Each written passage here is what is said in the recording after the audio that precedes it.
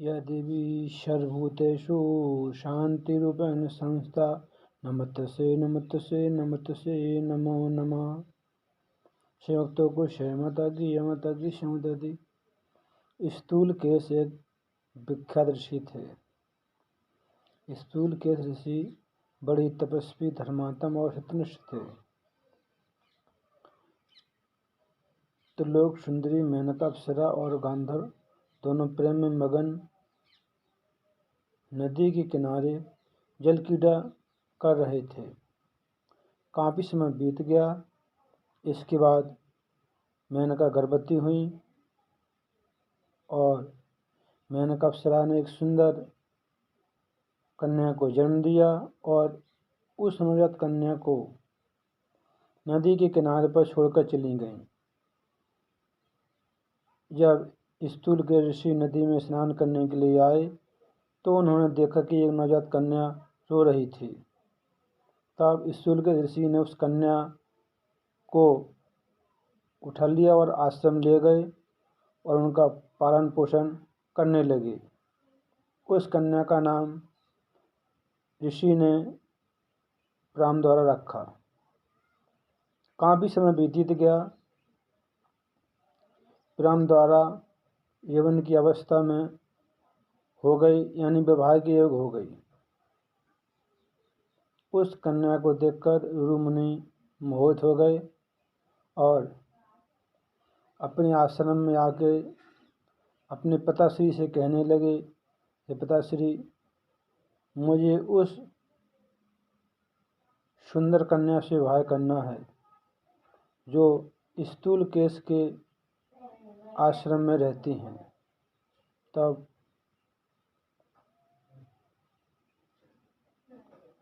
रुरु के पिता ईश्वर के ऋषि के पास गए और प्रमति ने कहा, हे मुनि, मैं आपके पास आया हूँ। आप मुनि हो, मैं आपको प्रणाम करता हूँ। मैं आपके पास विवाह की याचना लेके आया हूँ। आपकी पुत्री के साथ मेरा पुत्र विवाह करना चाहता है। तब ईश्वर के ऋषि ने अपनी पुत्री का विवाह ऋषि मुनि के साथ तय कर दिया और अगले महीने उन्होंने कहा कि दोनों की शादी कर देंगे, दोनों का विवाह कर देंगे। तब मुनि स्थूलकेश और प्रमति विवाह की सामग्री का प्रबंध करने लगे। तपोवन में दोनों महात्मा विवाह उत्सव की तैयारी करने लगे। उसी समय राम द्वारा अपने घर के आंगन में काम कर रही थी। तभी एक सोए हुए सर्प पर उस स्वर्ण राम द्वारा ने सर्प के पूंछ पर पैर रख दिया और सर्प ने उसको काट लिया और राम द्वारा की मृत्यु हो गई। तभी राम द्वारा की मृत्यु को देखकर आश्रम में कोलाहल मच गया। सभी मुनि देखकर राम द्वारा की मर गई, सभी रोने लगे, शोक में डूब गए। पृथ्वी पर प्राणहीन होकर पड़ी तेज से चमक रही थी। कन्या को देखकर स्थूलकेश ऋषि दुखी होकर रुदन करने लगे। उसी समय रोने की आवाज़ को सुनकर ऋषि मुनि भी आ गए और देखा कि राम द्वारा को सर्प ने काट लिया और राम द्वारा की मृत्यु हो गई। लेकिन उस कन्या का शरीर चमक रहा था, इसलिए ऋषि को लगा कि यह तो जीवित है, सजीव जैसी दिख रही है। तब रुरु मुनि आश्रम के बाहर आके दुखी होकर रोने लगे। रुरु मुनि कहने लगे, पूर्व कर्म से ही मेरे सुख के विनाश के लिए ही ये अत्यंत विचित्र सर्प भेजा था। निश्चय ही मेरे दुख का कारण सर्प है। अब मैं क्या करूं और कहाँ जाऊं? मेरी प्राण प्रिया तो मर गई है। अब मैं अपनी इस प्रिया से अलग होकर जीना नहीं चाहता हूँ। अभी तक मैंने प्राणद्वारा के साथ कोई संसार सुख भोगा नहीं था। मैं एक ऐसा भागा हूँ कि मैं प्राणद्वारा से व्यवहार नहीं कर पाया। मेरे इस मनुष्य जीवन को धिक्कार है। अब तो मेरे प्राण निकल जाएं तो अच्छा होगा। जब दुखी मनुष्य को चाहने पर भी मृत्यु नहीं मिलती है, तब इस संसार में उत्तम सुख कैसे मिल सकता है? जब मनुष्य दुखी होता है तो क्या सोचता है कि मैं आत्महत्या कर लूं? अब मैं या तो किसी भयंकर तालाब में डूबकर मर जाऊं, या फिर अग्नि में जलकर मर जाऊं, या फिर विष खा लूं, या फिर गले में फांसी लगाकर अपने प्राण त्याग दूं।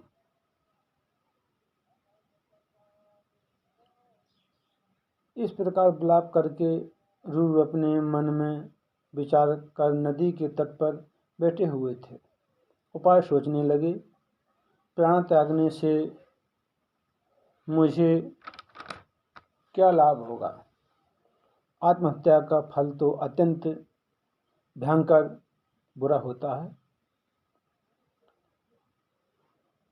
मेरी मृत्यु सुनकर पिताश्री बहुत दुखी होंगे और माता को भी बहुत महान कष्ट होगा। हाँ, हो सकता है कि मुझे मरा हुआ देखकर प्रारंभ संतुष्ट हो जाए। मेरे मर जाने पर मेरे सभी शत्रु भी प्रसन्न होंगे, इसमें कोई संदेह नहीं है। किंतु आत्महत्या से परलोक में मेरी प्रिया का क्या होगा? इस प्रकार विरह से शांत होने पर आत्महत्या करके मेरे मर जाने पर भी परलोक में मुझ आत्मघाती की प्रिया तो नहीं मिलेगी।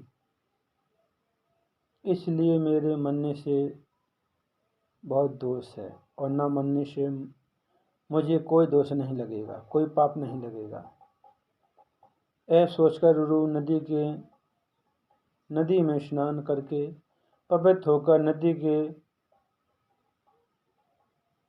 किनारे पर बैठ गए, और इसके बाद रुरु ने अपने हाथ में जल लिया और प्रतिज्ञा की,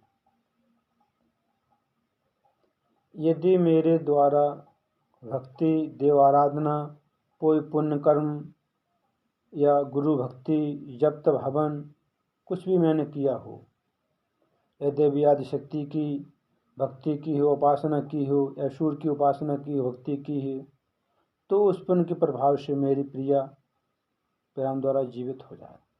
और यदि मेरी प्रेम प्रिया जीवित नहीं होती है तो मैं अपने प्राण त्याग दूंगा। हाथ में जल लेकर ऐसा संकल्प किया और देवताओं का ध्यान करके रुरु मुनि ने जल को जमीन पर छोड़ दिया। इसके बाद रुरु मुनि के पास एक दूत आकर बोला, हे ब्राह्मण, हे मुनि, ऐसा साहस मत कीजिए। आपकी मरी हुई प्रीतमा भला कैसी जीवित हो सकती है? गांधर्व और अप्सरा मेनका की इस सुंदर कन्या की आयु तो समाप्त हो चुकी थी, इसलिए राम द्वारा अभावित ही मर गई, बिना विवाह की ही मर गई। हे मुनि, अब आप किसी अन्य सुंदर कन्या का वर्ण कर लीजिए, किसी सुंदर स्त्री के साथ व्यवहार कर लीजिए। मुनि, आप क्यों रो रही हैं? इस कन्या के साथ आपका कैसा प्रेम था?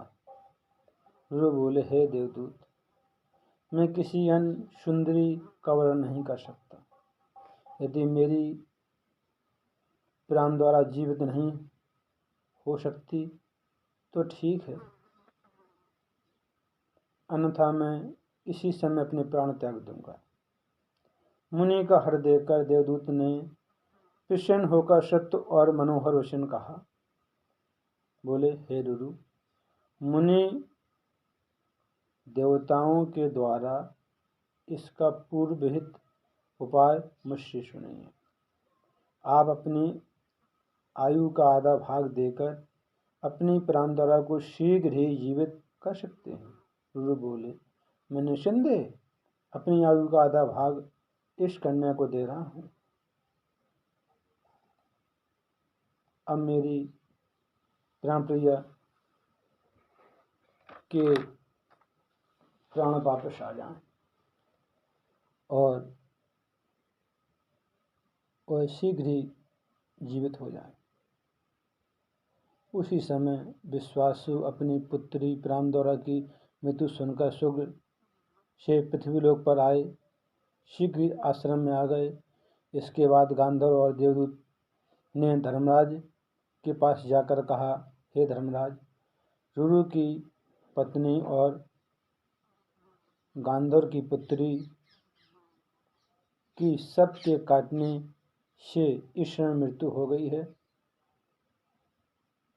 हे सुनंदन, प्राणद्वारा के वियोग में मरने के लिए वचनबद्ध रुरु अपनी आधी आयु और आदि तपस्या पुण्य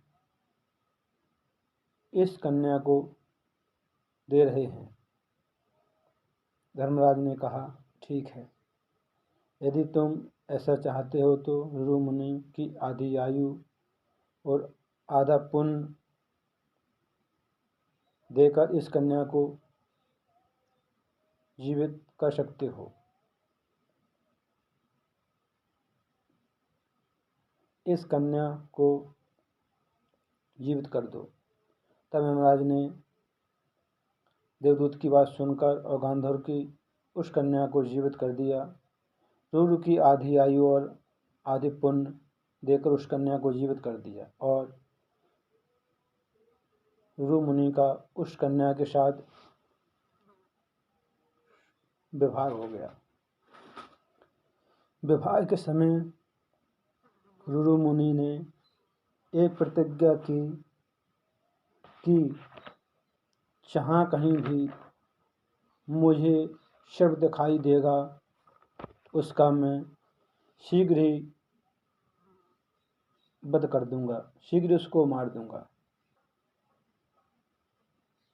हाथ में शस्त्र लेकर सर्पों का वध करते हुए रुरु मुनि इधर उधर जंगल में घूमने लगे। एक बार रुरु मुनि को वन में एक बूढ़ा सांप दिखाई दिया तो रुरु हाथ में लाठी उठाकर क्रोधपूर्वक सर्प को मारने के लिए दौड़े। तब सर्प ने कहा, हे मुनि, मैंने आपका क्या अपराध किया है? आप मुझे क्यों मार रहे हैं? रुरु मुनि बोले, मेरी प्राणप्रिया भार्या को सर्प ने काट लिया था और वह मर गई थी, उसकी मृत्यु हो गई थी। उस समय मैं बहुत दुखी था और मैंने एक प्रतिज्ञा की थी कि जंगल में कहीं भी मुझे सर्प दिखाई देगा उसी समय उस सर्प को मैं मार डालूंगा। सर्प बोला, मैं किसी को काटता नहीं हूँ, जो सर्प काटते हैं वो सर्प दूसरे होते हैं, इसलिए सर्प शरीर होने के कारण मुझे आप मत मारिए। सर्प की मनुष्य के समान आवाज़ सुनकर रुरु मुनि ने पूछा, हे सर्प, तुम कौन हो और सर्प में कैसे प्राप्त हुए? सर्प बोला, हे मुनि, पहले मैं ब्राह्मण था और खगम नाम का मेरा एक ब्राह्मण मित्र था। मेरा मित्र धर्मात्मा में श्रेष्ठ, सत्यवादी और जितेंद्रीय था। एक बार अपनी मूर्खतावश मैंने कांस का सर्प बनाकर मित्र के गले में डाल दिया। उस समय मित्र हवन कर रहा था। सर्प को देखकर वह मित्र डर गया और भय से थरथर काँपने लगा। उसी समय मित्र ने मुझे श्राप दे दिया कि हे मनमंदी, तुमने सर्प दिखाकर मुझे डराया है, अब तुम सर्प हो जाओ। और मैं सर्प योनि में आ गया। उसी समय मैंने अपने मित्र से बड़ी प्रार्थना की। तब मित्र का क्रोध शांत होने पर मित्र ने कहा, हे ब्राह्मण, जब रुरु मुनि आएंगे तब तुमको इस श्राप से मुक्ति मिलेगी और आप मुनि रुरु हैं। अब मेरा शीघ्र ही उद्धार हो जाएगा।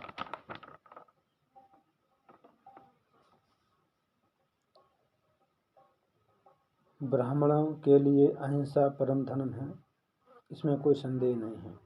ब्राह्मण हिंसा नहीं करते हैं। उसी समय से रुरु मुनि ने हिंसा करना छोड़ दिया और अपने आश्रम को लौट आए। सभी भक्तों को जय माता दी, जय माता दी, जय माता दी।